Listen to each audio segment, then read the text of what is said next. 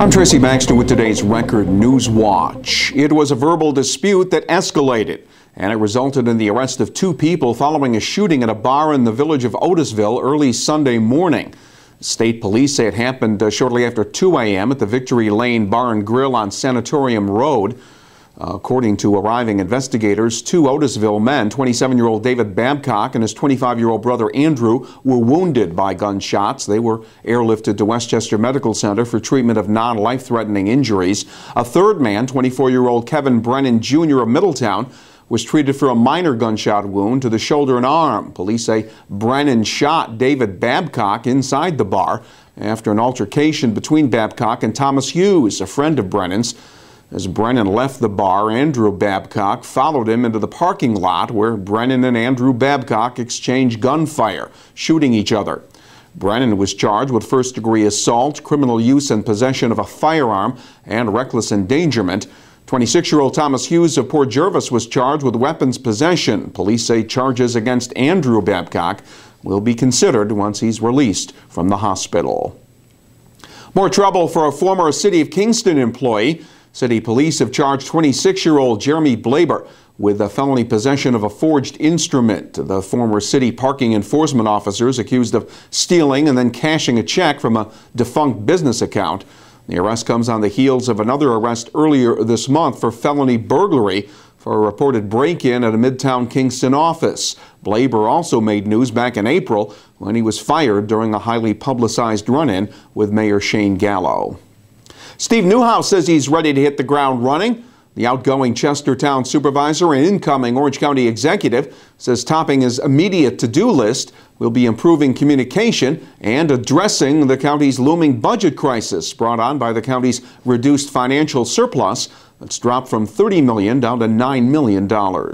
You're going to see a lot more communication between myself and the local communities and the legislature, which I think has been hampered the last couple of years. You're going to also see from day one, I'm going to be focusing on the budget. So my first day in office, which will be actually in the office at work, January 2nd, my first thing on the agenda is meeting with the budget department to start getting a hold of that. Newhouse says he'll give himself the next 6 months to evaluate county departments to determine if things need to be done differently. The new county executive will be sworn in Wednesday, New Year's Day, at the SUNY Orange Phys Ed building in Middletown. It's kept hundreds of intoxicated individuals from getting behind the wheel, and once again this New Year's Eve, those celebrating with alcohol at an area establishment will be able to get a free ride home courtesy of Alert Cab, the program run by Goshen-based Dana Distributors. This is the 27th year for Alert Cab.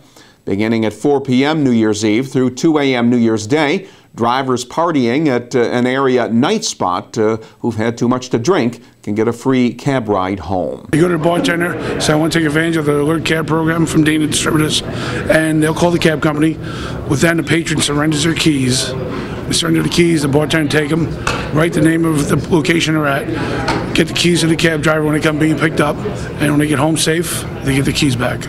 The stigma attached to being arrested and convicted for driving while intoxicated, I mean, it ruins lives. It takes lives. So there's, we have a lot to pay attention to, and we're glad that Dana Distributors is taking the lead on this and is a good community partner. 19 area cab companies are participating in Alert Cab. The free rides are available within a 10-mile radius of the driver's home. Dana offers Alert Cab not only New Year's Eve, but also on Thanksgiving Eve, St. Patrick's Day, and Super Bowl Sunday. Last year, more than 200 rides were provided, preventing what could have been numerous highway DWI tragedies.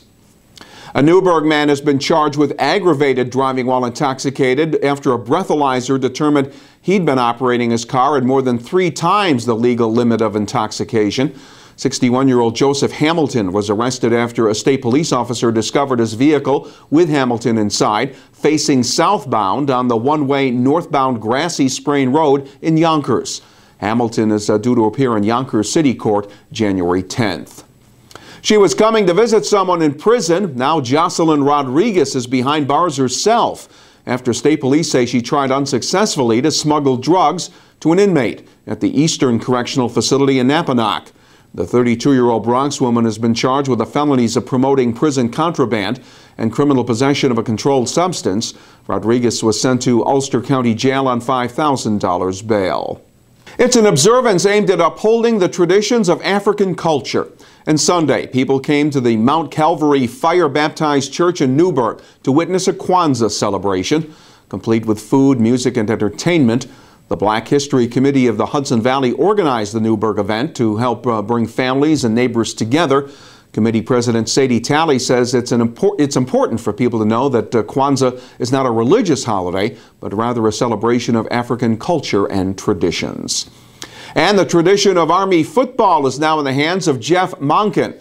Officially introduced earlier today as the new Army football coach during a West Point news conference. For the past 4 years, Monken has coached Georgia Southern. He told reporters today he was anxious to meet players and to put a coaching staff in place. Monken was given a 6-year contract to turn the football program around. He has become Army's 37th head coach and replaces Rich Ellerson, who was fired after 5 seasons following Army's latest loss to Navy. The year 2013 will end with some dreary weather and with colder temperatures in our immediate future. Tuesday will be cloudy and cold with the highs around 30 degrees. Temperatures will drop into the teens for New Year's Eve. Wednesday, New Year's Day, will be cloudy and colder, with temperatures not expected to rise any higher than the middle 20s. Get the news and information important to you each morning in the Times-Herald Record, and keep clicking here at Record Online to stay on top of breaking news. For Record Newswatch, I'm Tracy Baxter.